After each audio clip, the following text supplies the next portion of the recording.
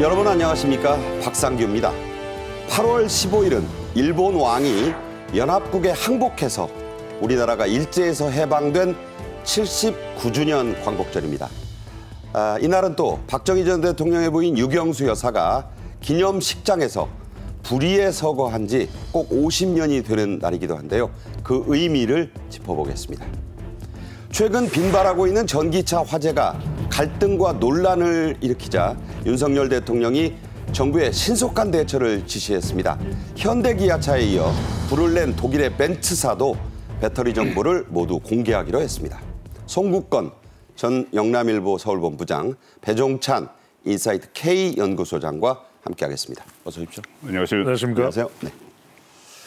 지금으로부터 꼭 50년 전인 1974년 8월 15일 광복절 기념식장은 북한의 만행으로 아수라장이 됐습니다. 제1교포 간첩 문세광이 박정희 대통령 암살을 시도했는데요. 그 와중에 단상에 앉아있던 유경수 여사가 유탄에 맞아 서거했습니다. 먼저 영상으로 보겠습니다.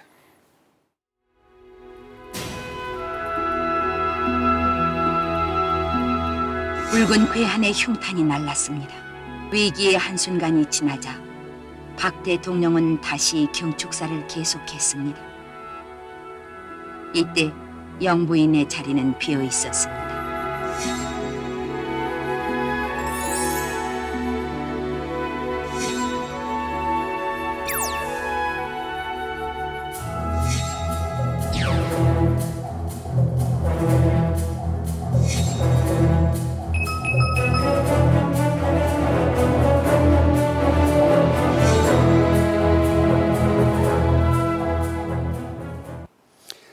제가 저 때 초등학교, 당시 이름으로는 국민학교 5학년생이었습니다. 흑백 TV 뉴스로 봤던 장면들이 아직도 생생하게 떠오르는데요.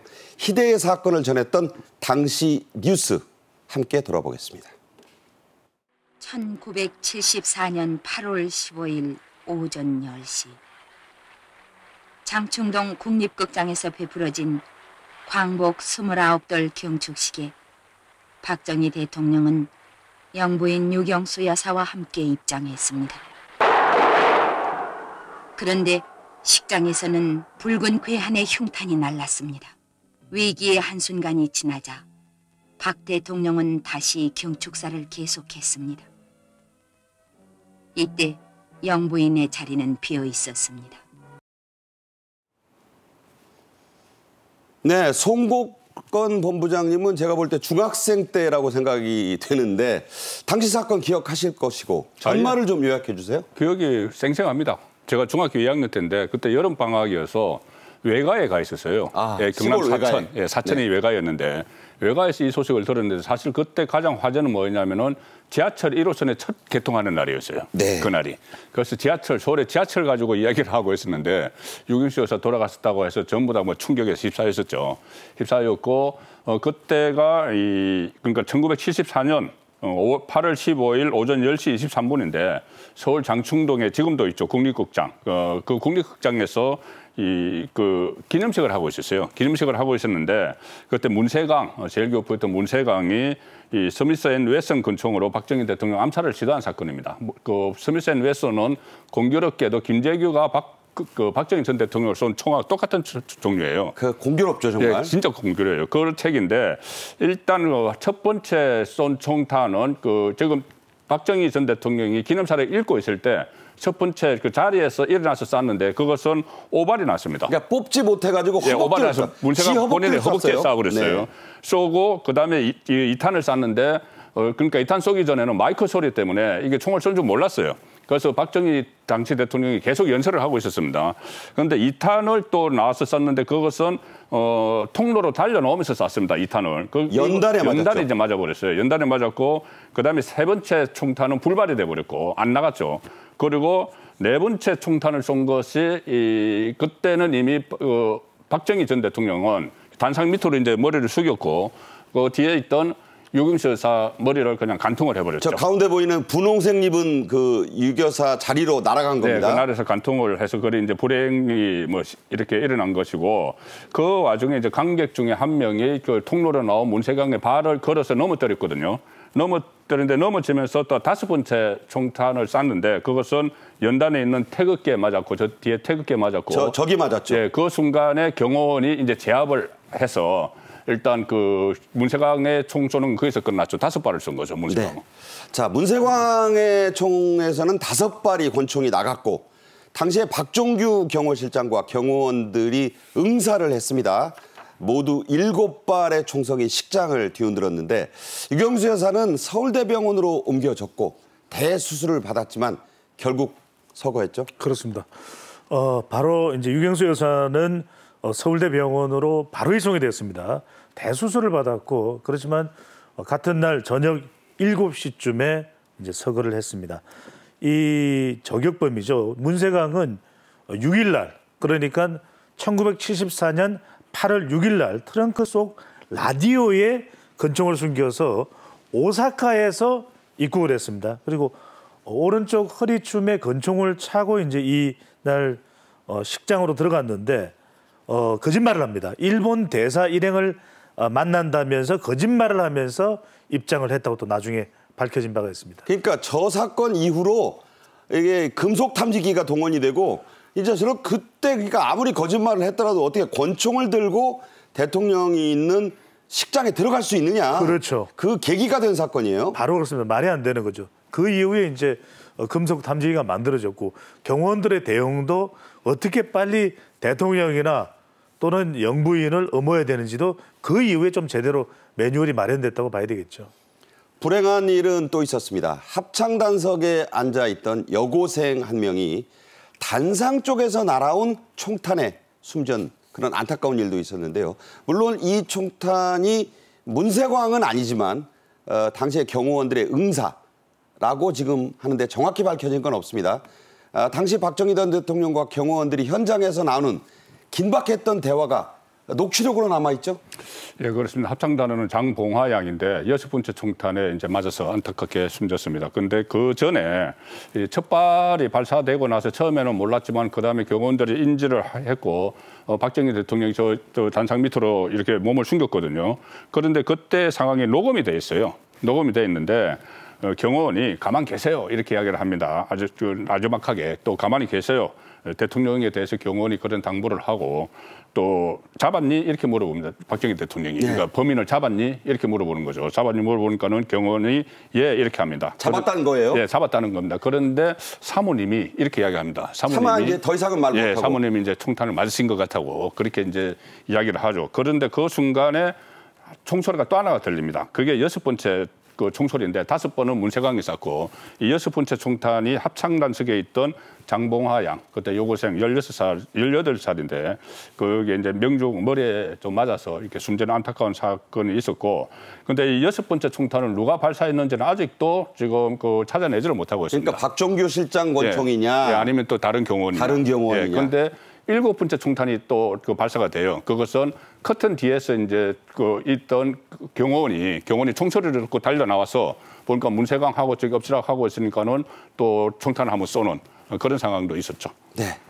그게 6번째고 7번째는 마지막에 이제 그 천장에 하나 총탄이 맞는데 이 총탄은 이 정중들을 진정시키기 위한 것이라는 그 분석도 나오고 있습니다. 그러니까 공포를 쏴서, 네, 공포를 쏴서 이제 상황 정리됐다. 상황 정리를 하도록. 네. 네. 자, 이런 아수라장이 벌어지는데도 당시에 박정희 대통령은 총성이 울리자 첫 발이 소리가 나자 연단으로 몸을 숨기고 상황을 지켜봅니다. 문세광이 체포됐고 유교사가 병원으로 후송된 뒤에도 다시 일어나서 광복절 기념사 중단했던 그 기념사를 끝까지 낭독을 했는데 이게 또 역사에 남아있어요. 그렇죠. 이게 정말 역사적인 상황이었죠. 그때가. 바로 유교사가 이 총탄을 맞았고 그리고 서울대병원으로 바로 후송이 됐습니다. 그러면 보통 이런 경우에는 사실 기념식을 할 경황이 없습니다. 그런데도 불구하고 박정희 전 대통령이 평가받는 것이 역시 의지의 인물이다라는 평가를 받는 것이 보리차 한 모금 마시고 끝까지 이 기념사를 그대로 읽어 나갑니다. 그리고 이제 결국 유경수 여사는 아까도 말씀드렸지만 서울대학 병원에서 7시간의 대수술을 받았지만 같은 날 저녁 7시에 끝내 서거 별세를 하고 맙니다. 유명한 장면입니다. 연구차가 청와대를 떠날 때 박 대통령이 마지막 문을 열고 그 밖으로는 못 나갔는데 저렇게 두 손으로 연구차, 관이 들어있는 그 연구차를 붙잡고 고개를 떨군 장면인데 저 장면에서 당시 국민들이 많이 애통해했죠. 자, 유경수 여사가 서거한 뒤에 청와대에서는 모친, 그러니까 박 대통령으로 보면 장모인 이경영 여사의 80세 생일잔치가 열렸습니다. 박정희 대통령은 슬픔에 잠긴 장모를 위해 직접 노래를 불렀습니다. 들어보시죠.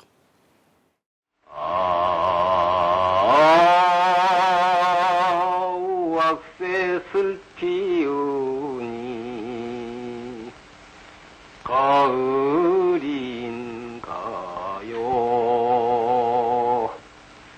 기나긴 그 세월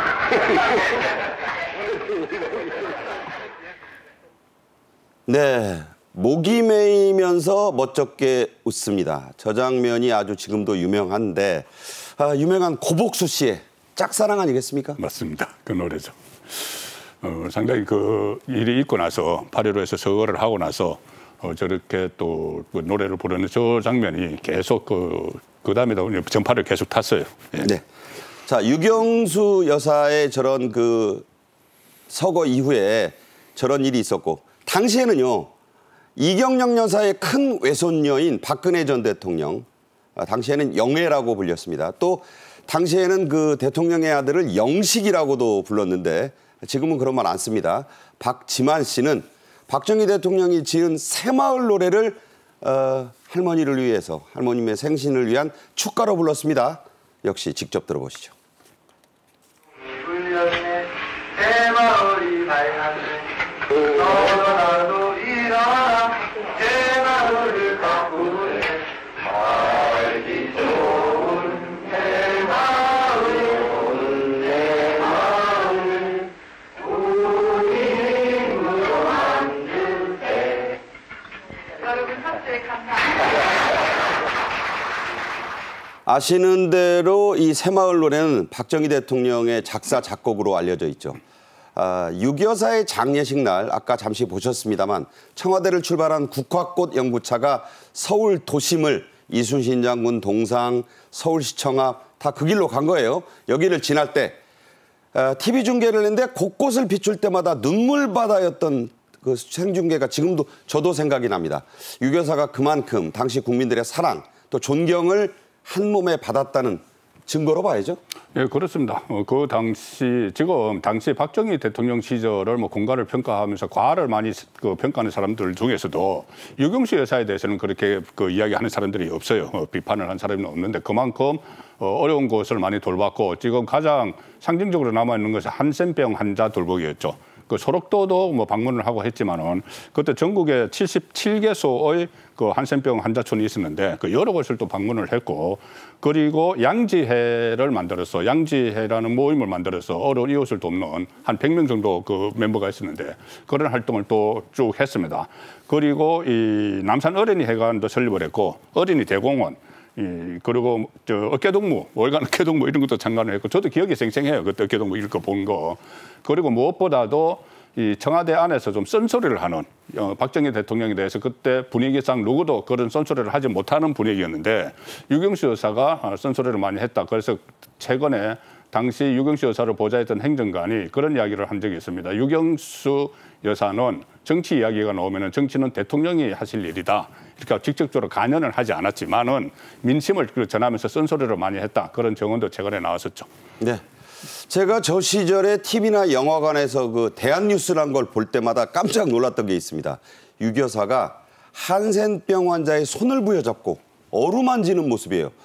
당시로선 상상하기 어려운 장면이었습니다. 또 한센병 환자가 건넨 사과를 스스럼 없이 그 앞에서 웃으면서 베어먹는 장면. 이게 또 큰 화제였죠. 당시는 이제 얀센병이 전염이 된다고 그 루머가 있었어요. 전염이 된다고 해서 아예 만지기는 것도 그렇고 쳐다보는 것도 사실은 좀 꺼렸습니다. 사람들이. 그런데 직접 대면을 하고 상처를 만졌는데 그 손을 만지고 또 눈물도 닦아주고 했습니다. 그런데 한 곳을 방문을 했는데 이 한센병 환자가 드릴 것은 제가 이것뿐이다 하면서 사과를 메달을 이렇게 건넸어요. 근데 그 사과를 아주 거리낌 없이 맛있게 이렇게 먹고 나서 참 사과가 맛있다 이렇게 이야기를 했다.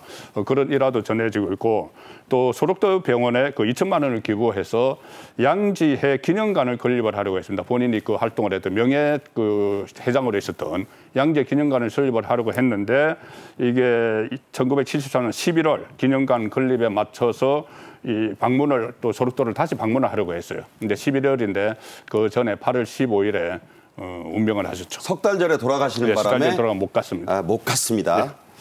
박정희 대통령과 유경수 여사의 생전 금슬은 남달랐습니다. 유 여사가 밝힌 남편의 깨알 사랑이 육성 기록으로 남아 있습니다. 직접 들어보겠습니다.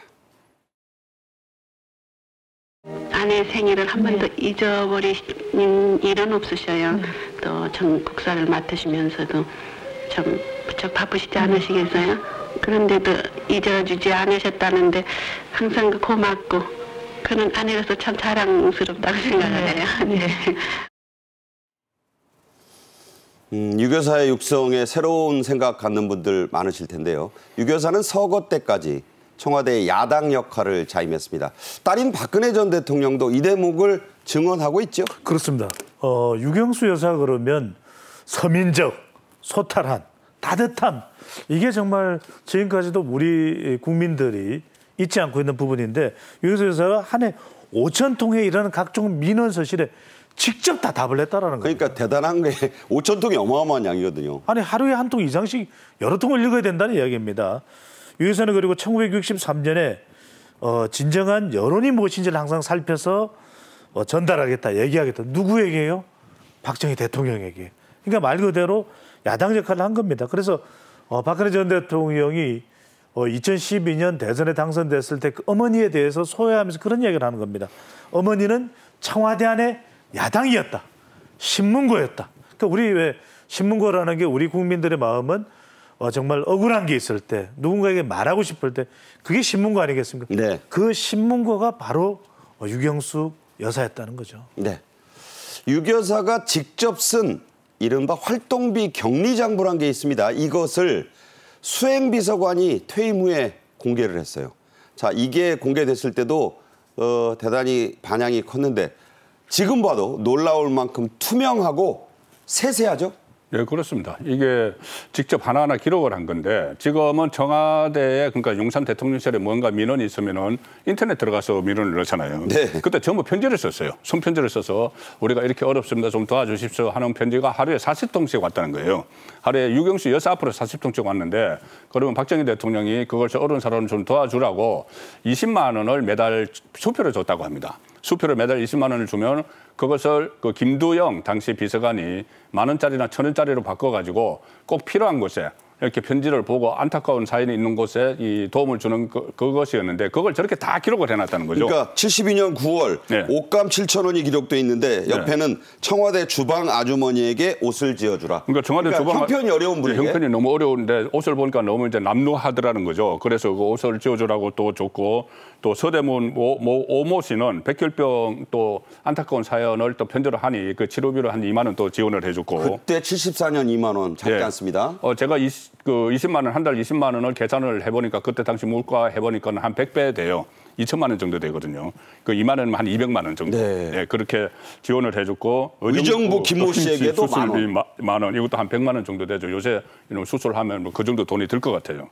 그리고 나주여중 3학년 정량 학비. 또 학비가 그때는 전부 다 학비가 없으면 학교를 못 갔어요. 전남 나주까지도 이제 편지가 왔죠. 간 거예요. 네, 예. 나주에서 이제 편지가 와서 거기 또 비서관을 이제 보내가지고 18,160원을 지원을 하고. 그러니까 깨알같이 18,160원이 그러니까 160원까지 60원이면은 지금 1,000배니까 한 6만 원 되네요. 그래도 네. 지금 돈으로. 그걸 전부 다 일일이 다 기록을 한 그 자료들이 지금 남아 있고 이게 공개가 됐던 거죠. 정박아 부모회는 매달 2만 원씩이 꼬박꼬박 기록돼 있다. 매달 이제 돈이 필요하니까는 매달 치료비가 매달 들어가야 되니까는 네. 거기 또 아주 섬세하게 그런 지원을 한 것도 기록이 다 돼 있습니다. 글씨가 상당히 섬세하고 네. 이 내용을 다 보면 일일이 다 소개를 못 해드렸습니다만 배 소장이 보시기에는 이런 기록을 참 우리가 후세에도 좀 본받아야 될 것 같아요. 정말 그런 면에서 정말 소박하고 또 검소하고 이걸 생각해 보십시오. 그때 그 당시에 아시아의 다른 국가 필리핀 같은 데는 정말 사치 또는 화려 뭐 이랬단 말이에요. 마르코스 이멜다 때 아닙니까? 그렇습니다. 구두가 뭐 몇천 켤레인가요. 그런데 그거 없이 정말 서민들의 모습 그대로 사셨던 유경수 여사인 거죠. 네. 자, 여기서 8월 15일에 개봉할 예정인 영화 한 편 얘기를 좀 하겠습니다. 박정희 전 대통령 그리고 유경수 여사에 관한 다큐 영화, 제목은 그리고 목련이 필 때면인데요. 영화 예고편 잠깐 보겠습니다. 반드시 평화적인 방법으로 이루어져야 한다는 것을 다시 한번 강조하면서 우리가 그동안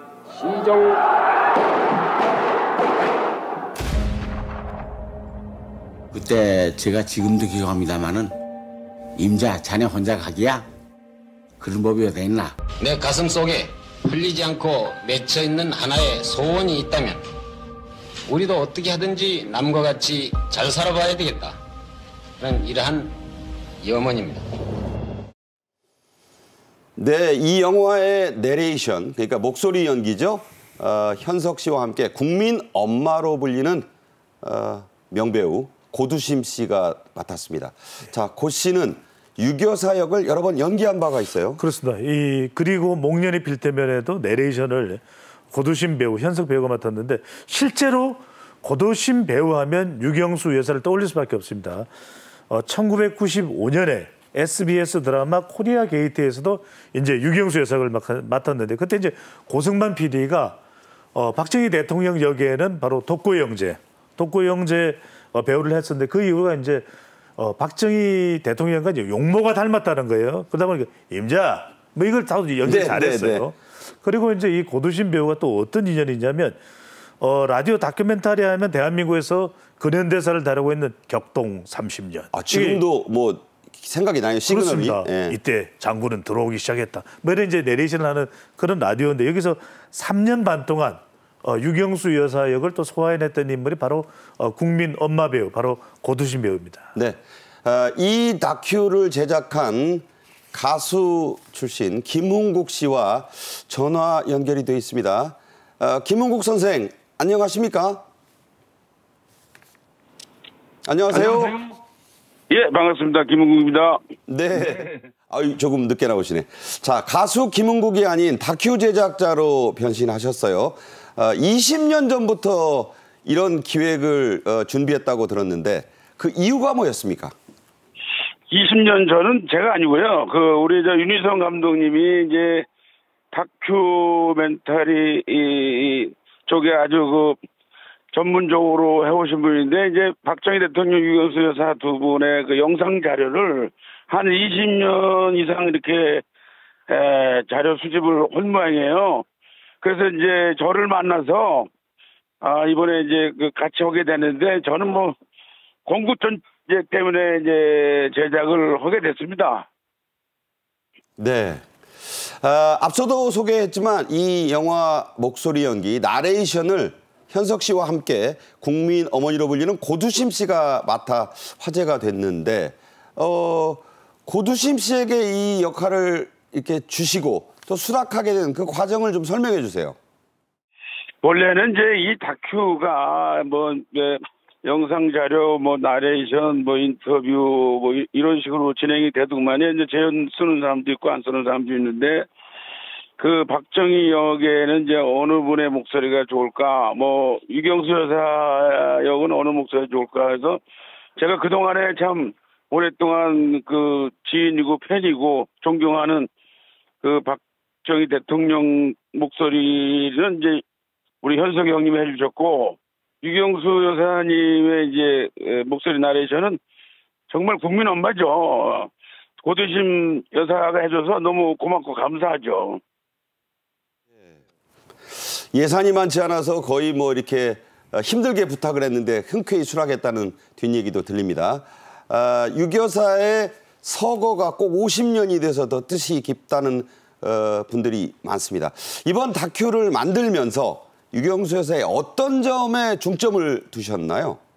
사실상은 그 짧은 기간에 영화 제작한다는 게 참 기적적이고요. 유경수 여사님을 너무 좋아하고 존경하고 사랑하는 마음에 서거 50주년 8월 15일 광복절에 이제 맞추다 보니까 좀 아쉬운 점도 있지만은 정말 그렇게 몽룡골을 좋아하고 우리 뭐 국모죠. 대한민국의 분들은 박정희 대통령 때문에 지금도 먹고 산다고 하는 분이 있듯이 유경수 여사님은 진짜 진정한 그 우리 어머니라고 저는 생각을 합니다. 네, 그런 마음으로 이제 완성도를 떠나서 이 영화 제작을 하셨다 이렇게 들었습니다. 앞으로 유경수 여사나 박 전 대통령과 관련해서 추가로 계획하고 계신 예술문화 작품 기획이 있습니까? 뭐 생각은 많이 하고 있는데 기획은요. 일단은 이번 제가 처음으로 제작한 그리고 목련이 필 때면 우리 저 다큐 영화가 이제 8월 15일 또 이제 전국적으로 개봉이 되는데 우선적으로 우리 저기 우파분들한테 큰 사랑을 받아야 뭐 다음 작품 뭐 다음 그 기획이 이루어질 거로 생각이 됩니다. 네, 오늘 말씀 잘 들었습니다. 지금까지 이 관련 다큐를 제작한 김흥국 씨였습니다. 고맙습니다. 네, 감사합니다. 네, 박 대통령과 유 여사를 추억하고 재조명하는 연극, 뮤지컬, 무대 공연도 이 50주년이라 꽤 많습니다. 예, 그렇습니다. 여러 가지가 있는데 그중에 이제 대표적인 것이 한 두 가지가 있습니다. 원래 지난 7월 달에 그 뮤지컬 경제대국을 꿈꾼 남자, 박정희 경제대국을 꿈꾼 남자라는 뮤지컬이 공연이 됐는데 이 뮤지컬은 박정희 전 대통령이 초점을 맞췄어요. 근데 이것을 8.15를 맞아서 재편집을 했습니다. 재편집을 해서 나온 게 뮤지컬 공연시랑 박정희 경제대국을 꿈꾼 남자 특별판 이렇게 했는데 이 특별판은 주로 유경수 여사의 활동 상황에 초점을 맞춰서 재편집을 한 그것이 지금 8월 15일 날부터 지금 공연이 되기 시작을 하고요. 그 전에 또 하나가 있었습니다. 뮤지컬인데 유경수 여사의 초점을 완전히 맞췄죠. 유경수 그 시절의 아카시아 이것을 영남대 천마 아트센터에서 지난번 11일까지 이게 공연이 됐습니다. 이 뮤지컬의 내용은 박정희, 유경수 두 분이 1950년에 계산성당에서 결혼식을 했어요. 그 계산성당에서 결혼식 한 이후에 유경수 여사의 삶의 궤적 그리고 특히 대통령 영부인으로서 그늘진 이웃을 어떻게 같이 도우면서 같이 호흡을 하면서 살았는지 그걸 뮤지컬로 공연한 것이 또 제작을 한 것이 공연이 됐었죠. 네. 자, 이제 다음 주제로 가겠습니다. 세계 1, 2위를 다투는 굴지의 자동차 메이커 독일의 벤츠가 한국에서 판 전기차에 세계 10위 수준의 저렴한 중국산 배터리를 장착했는데 아시는 대로 여기서 갑자기 불이 나면서 큰 피해가 났습니다. M1 전기차들까지 홍역을 치르고 있고 주민들이 큰 피해를 봤죠. 윤석열 대통령은 신속한 대책을 강구하라고 긴급히 지시했습니다. 지금부터 관련 소식 자세히 좀 알아보겠습니다. 자, 벤츠 고급차의 대명사 아니겠습니까? 그런데 여기서 만든 전기차에 여러분도 보셨겠지만 갑자기 불이 뻥 하고 붙습니다. 옆에 있던 차량 수십 대가 전소되고 규모가 100대를 넘는 그런 피해가 났어요. 또 주민들 정전 단수 지금까지 피해 회복이 안 되고 있는데 어느 정도입니까? 그렇습니다. 이게 심각합니다. 그러니까 벤츠 자동차 그러면 메르세데스 전 세계 최고 수준의 차량 기술력을 또 자랑하지 않습니까? 근데 이제 벤츠 차량의 기술의 문제가 아니라 배터리의 문제입니다. 지난 1일입니다. 인천 청라 아파트의 지하 주차장에 벤츠 전기차 폭발 화재가 발생했습니다. 근데 전기차에 화재가 발생하면 얼마나 심각한지를 이 화재 상태로 알 수가 있습니다. 차량 완전 전소, 완전히 불타버린 거죠. 42대, 그러니까 42대. 그다음에 부분적으로 불이 붙은 차량이 45대. 근데 저거 못 써요, 부분 전소도. 그렇습니다. 쓰시겠어요? 안 쓰죠. 자, 주민은 23명이 가스 흡입 또 부상을 당했고요. 아파트는 또 완전 정전이 됐습니다. 그래서 8일 만에 전기 공급이 되긴 했습니다만 아파트 3개 동의 공용 전기는 여전입니다. 아직까지도 회복이 안 되고 있는 상황이고요. 지금 큰 문제는 입주민의 647명이 단전단수로 찜통더위로 임시대피소 10곳에서 생활하고 있는데 이게 사실 집에 있던 사람들이 지금 찜통더위 속에서 어디로 가겠습니까? 그래서 친척집으로 간 사람 또는 뭐 호텔로 돈이 들더라도 간 사람 또는 임시대피소 마련대로 간 사람인데 정말 고통이 이어지고 있습니다. 자, 이 화재를 일으킨 벤츠 전기차뿐 아니라 모든 전기차들이 그야말로 유탄을 맞고 있습니다. 주차를 아예 못하게 하는 곳들이 많다는데 자, 이거 전기차주들 입장에서는 헌법과 법률에 어긋난다는 지적도 나오고 있어요. 그렇죠. 지금까지 뭐 뚜렷한 법 규정은 없었어요. 법 규정은 없었는데 주차권 이런 것도 보장이 돼야 되고 하는 상황인데 지금 지자체별로 가충전 방지 대책 이런 걸 내놓으면서 전기차가 공동주택 지하 주차장에는 출입을 금지한다 이런 것이 막 나오는데 이게 그 전에 시행했던 것들과는 전혀 안 맞는 것들이 있어요. 지금 가령 예를 들어서 신축 아파트에는 지하 주차장만 있고 지상 주차장이 거의 없습니다. 없죠. 없습니다. 그래서 새 아파트 없어요. 없어요. 그리고 이 충전기도 지하 주차장에만 있어요. 근데 그 전기차를 출입을 하지 못하도록 하니까 이게 또 혼선이 생기는 것이고 또 하나는 90%만 충전을 하라고 이렇게 권고를 해요. 어디는 뭐 60%, 네, 50% 이하로. 그 이하로 충전을 해야지 주차를 허용을 한다고 하는데 자, 이게 몇 % 충전되는지 확인할 방법이 없어요.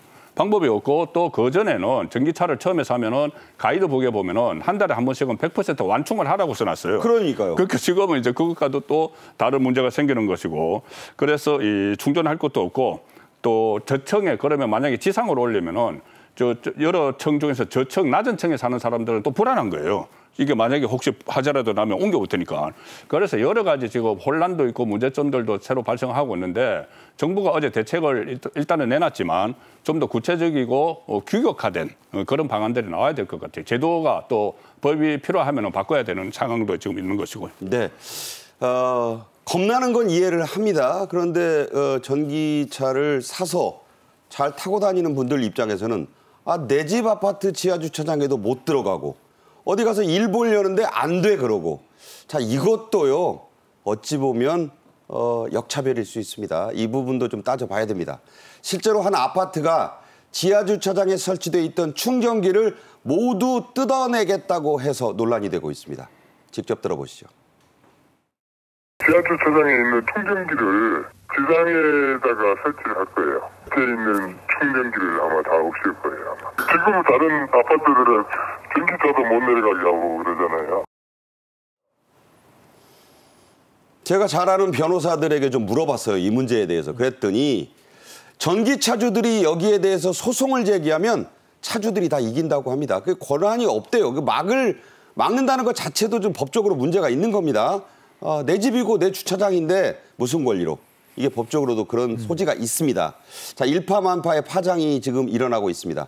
중고전기차 값도 많이 떨어졌네요. 그러니까요. 그러니까 이러다 보니까 전기자동차에 대해서 그걸 이제 어느 정도 불이익을 주는 것에 대해서 법적으로 막을 길은 없다 하더라도 주변에 주민들이 오히려 나서서 안 된다, 주차 못한다 이렇게 되는 상황이다 보니까 이 전기차를 은근슬쩍 매물로 내놓는 겁니다. 그러다 보니까 중고전기차 매물이 급증하고 있는데 바로 불난 이 벤츠의 EQ에 이 마크가 들어가면 전기차입니다. 근데 시리즈가 약 10%를 차지하고 있다. 그러니까 매물이 많이 나온 거죠. 10대 중 하나가 저 차를 내놓는다는 거죠? 그렇습니다. 그러니까 지금 용인의 중고차 매매업자의 그런 발언과 증언도 올라와 있는데 매물이 많이 올라온다. 또 사려고 하는 사람은 정작 매물로 나와봐야 없다. 이렇게 이야기를 하고 있는데 그러다 보니까 장착된 배터리가 대한민국산인지 중국산인지 이걸 묻는 분들이 많다는 거예요. 그래서 이따가도 말씀드리겠지만 저는 이해가 안 되는 게 벤츠가 세계 최고의 배터리 하면 대한민국이거든요.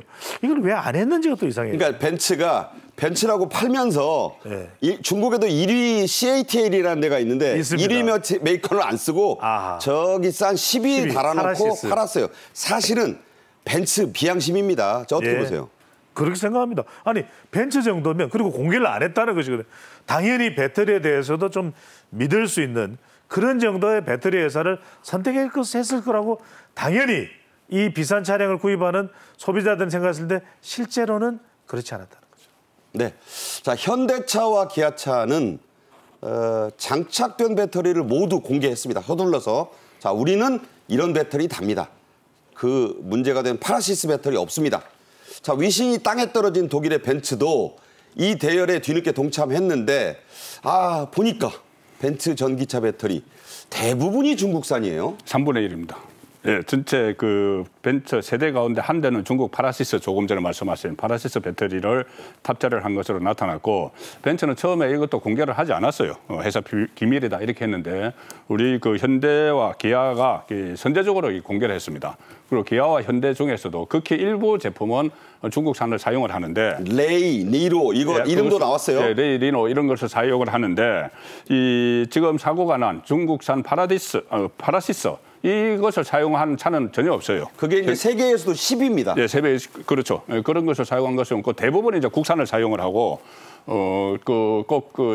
어느 특정한 연도에 출시된 것 중에서 일부만 중국제인데 그것도 지금 사고가 난 파라시스와는 다른 제품을 사용을 하고 있다는 것이고 정부가 지금 모든 그 자동차에 대해서 권고를 했습니다. 전기 자동차에 대해서 배터리를 공개를 하라고 강제로는 하지 못한다고 해요. 권고. 예, 권고 차원에서 했는데 지금 속속 지금 현재 우리나라에서 3개 자동차 회사가 공개를 하기 시작을 했고 지금 외국산도 4개 자동차 회사가 다 이제 공개를 하고 오늘도 조금 전에도 보니까 계속 새로 우리도 공개하겠다고 나오는 데가 많아요. 그래서 이제 한국에서 판매되는 모든 전기차의 배터리는 어느 것을 사용하는지 곧 다 드러날 것 같습니다. 자, 이거 잘 생각하셔야 됩니다. 우리가 옥석을 가린다는 말이 있어요. 옥이냐 돌이냐. 빛이 난다고 다 이게 옥이 아니고 그냥 이게 다 돌이라고 해서 무시해도 안 됩니다. 전기차가 문제가 아니라 전기차 안에 달려있는 배터리가 문제인 겁니다. 잘 이 사태를 보셔야 돼요. 벤츠 코리아, 벤츠의 한국 브랜치입니다. 화재 피해를 본 인천 청라 아파트 주민들에게 45억 원을 현찰로 내놨습니다. 자, 이거 보상과는 별도예요 하고 돈으로 내놓은 겁니다. 그리고 14일부터 국토부의 권고에 따라서 차량 무상 점검을 시행 중인데 이거 좀 뒤늦게 뒷북친다는 얘기도 나와요. 그러니까요. 이제는 벤츠마저도 하다다가 벤츠 하면은 말 그대로 세계 최고의 차다. 벤츠 아이가 이러는 회사인데 말 그대로 지금 큰일이 난 거예요. 왜? 대한민국은 여론의 나라입니다. 아무리 벤츠 그래도 대한민국 국민들한테 찍히면 국물도 없습니다. 그러다 보니까 네. 지금 실제 보상 책임을 지고 보상해야 되는 것과 별개로 45억 원을 내놨어요. 이 인천 청라 아파트에. 그리고 심지어는 이 핵심 중역 임원들이 직접 찾아가서 간담회까지 진행을 했어요.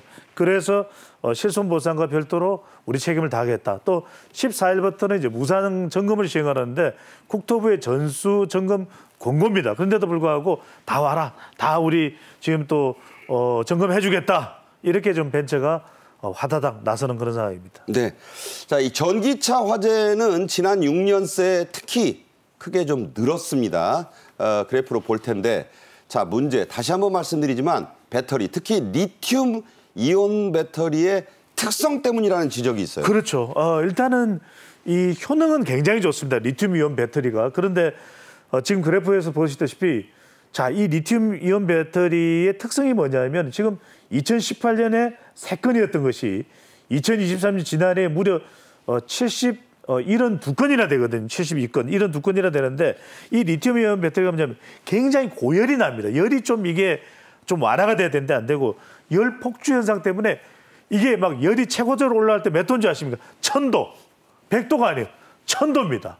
근데 이게 아시다시피 배터리는 우리가 물로도 쉽게 끌 수가 없거든요. 저번에 공정화재 때도 물 부으니까 더 막 번졌잖아요. 그래서 사실은 이제 새로운 이걸 좀 더 효능도 가지면서 이런 이 열 문제, 발화 문제를 이제 좀 발열 문제를 해소할 수 있는 게 전고체 배터리인데. 그러니까 이게 액체가 없고 그랬죠. 모두 고체로 만드는 배터리. 우리가 왜 이제 이 액체 연료보다는 고체 연료의 안정성이 있지 않습니까? 그래서 삼성과 SK가 2027년에 이제 또 30년쯤에 상용화 된다고 그러니까 시간이 좀 걸리니까 앞으로 한 3, 4년, 이 4, 5년 정도를 어떻게 대비하느냐가 매우 중요한 것입니다. 네. 그래서 영어로 말하자면 뭐 이른바 전기차 포비아, 뭐뭐에 포비아를 붙이는 게 공포증이에요. 물을 무서워하는 게 또 공수병이라고 하는 그 병도 있지 않습니까? 그런 말이 지금 나오고 있어요. 윤석열 대통령이 12일 전기차 사태에 대해서 신속한 대책을 마련해라 이렇게 긴급 지시를 했죠. 네, 이게 일종의 민생이 됐습니다. 왜냐하면 지금 60만 대 시대거든요, 전기차가. 제 주변에도 전기차를 운행하는 사람들이 들어있던데 60만 대 시대인데 이게 계속 사고가 늘어나고 2018년 이후에 지금 187건의 화재 사고가 났어요. 그중에서 뭐 외부의 충격도 있고 과충전도 있지만 배터리 결함이 있는데 배터리 결함은 충분히 우리가 예방을 할 수가 있는 것이죠. 그렇기 때문에 윤석열 대통령이 그제 한덕수 국무총리와의 정례 회동에서 지시를 했습니다. 대책을 마련하라 지시를 했고 그 다음 날 어제 그 한덕수 총리가 이 대책에 대해서 또 차관들을 소집을 해서 차관들이 회의를 열었어요. 회의를 열어서 좀 구체적인 완충이나 가충전에 대한 대책을 논의를 하기 시작을 했죠. 그런데 이것은 뭐 전문가들 이야기도 법률적으로 미비된 점이 많기 때문에 이 대통령의 지시 그리고 차관 회의를 계기로 해서 이 입법에도 속도를 내야 된다 그런 지적을 많이 하고 있습니다. 그러니까 단기적으로는 뭐 불이 안 나게 할 수 없으니까 그렇죠. 일단은 그 충전을 좀 천천히 하거나 네. 이러면 과충전이 안 되게 좀 낮춰서 하면서 일단 그 막아가는 게 중요하다는 얘기죠. 우선 단기적으로. 그렇죠. 단기적으로는 일단 뭐 100% 충전하지 말라는 것이나 아니면은 이 너무 그 가충전하지 말고 이 또 특히 이제 지하에서 그 주차하기보다는 저 지상에 가급적 지상에 주차할 곳이 있으면 지상에 주차를 하고 이런 단기적인 여러 가지 현장 처방식의 대안들은 지금 나오고 있죠. 그런데 이것을 종합적으로 검토해서 제도화시키는 것은 지금은 진짜 해야 될 일이죠. 네. 정부가 국내외의 모든 전기차 메이커들이 배터리 제조사를 자발적으로 좀 공개하는 게 좋겠다고 권고를 했습니다. 지금은 강제가 아니에요. 그리고 소비자들이 이 권고를 지키도록 압력을 가해야 됩니다. 자동차 메이커에게. 왜? 그게 이제 자동차 메이커들이 할 일이라고 보는 거예요. 그래서 정부는 9월 안에 가급적 빨리 정부의 종합대책을 내놓을 예정이죠. 그렇습니다. 이게 굉장히 중요한 게 왜냐하면 전기차의 경우에는 이 배터리가 어디 산이냐에 따라서 안전과도 연결됩니다. 또 하나는 가격과도 연결됩니다. 전기자동차의 가격의 상당 부분을 배터리가 하는데 이 배터리가 일종의 품질이 저품질이냐 또는 한국산 같은 고품질이냐 구분을 해야 되는데 실제로 현대, 기아, 그다음에 KG 모빌리티 쌍용 자동차를 인수했죠. 그다음에 르노, BMW, 벤츠, 볼보, 그다음에 폴스타. 폴스타는 이제 스웨덴에서 생산된 전기 자동차입니다. 이거에 대해서 정부는 뭐냐? 9월 중에 전기차 종합 대책을 발표할 텐데 그 전에라도 어디산 배터리인지를 어느 국가산인지를 좀 공개를 하라. 또 특별 무상 점검을 해야 된다는 이 부분도 정부는 강력하게 또 촉구를 하고 있습니다. 중국산 비율이 지금 한 35% 정도로 알려지는데 중국산도 아까 우리 방해국에서 말씀드린 전 세계의 전기차 배터리 1위 CATL도 있습니다. 하지만 이번에 벤츠가 사용했던 것은 파라시스 전 세계 10인데 이건 우리나라 차도 사용 안 하는 거예요. 우리나라 전기차도 사용 안 하기 때문에 이 부분에 대한 것이 저가업체냐 아니면 우리처럼 고품질이냐 이 부분을 정확하게 구분을 할 필요가 있겠습니다. 그러니까 전기차 자체를 자꾸 야 전기차는 무조건 안 돼가 아니라 안 되죠. 네. 그걸 보닛을 열어서 네. 그리고 메이커 보고 어떤 거 썼어. 네. 안고가 뭐냐. 좀 뭐 일본말 써서 안 됐습니다만 네. 빵을 지금 배척해서는 안 되는 시점이잖아요. 그렇죠. 일단은 뭐 전기차에서 화재가 났다고 해서 전기차 자체에 대해서 모든 이제 결함이 있는 것처럼 이렇게 인식되면 안 되는 것이 첫째 가장 큰 것이고 두 번째는 이 어떤 제품을 쓰느냐를 지금 각 제조사들이 자동차 업체에서 지금 공개를 하는 상황이잖아요. 그걸 아마 이 정부 차원에서 종합적으로 이 점검을 하고 그 확인을 하는 그 과정도 좀 필요할 것 같아요. 네. 자, 소비자 운동이 이럴 때 필요한 거라고 저는 생각을 합니다. 자, 배터리가 국산, 그중에서도 우량업체 것이냐, 중국도 1위 업체 제대로 된 거냐, 싸구려 저가 제품이냐를 따지는 거, 이게 필요하지만 좀 먼 일인 것 같습니다. 당장은 불이 붙으면 신속히 끄는 게 급선무거든요. 곤욕을 치른 인천 지역 소방관들이 시민들에게 시범을 보였네요. 그렇습니다. 굉장히 중요합니다. 일반 차량처럼 소화기를 꺼내서 물론 이제 그런 시도도 해야 됩니다. 하지만 이 전기차의 경우에는 여러분들 이 사진을 그림을 잘 보셔야 됩니다.